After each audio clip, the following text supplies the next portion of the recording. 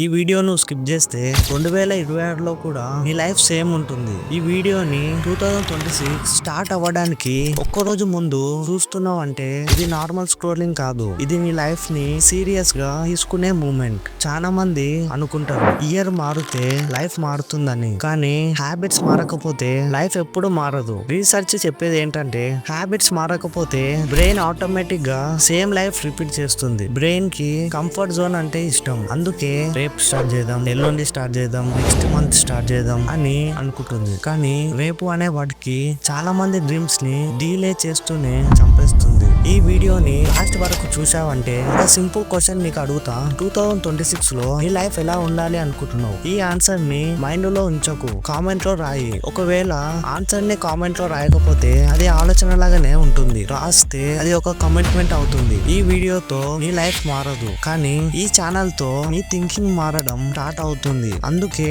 ఇప్పుడే మన ఛానల్ ని సబ్స్క్రైబ్ చేయండి.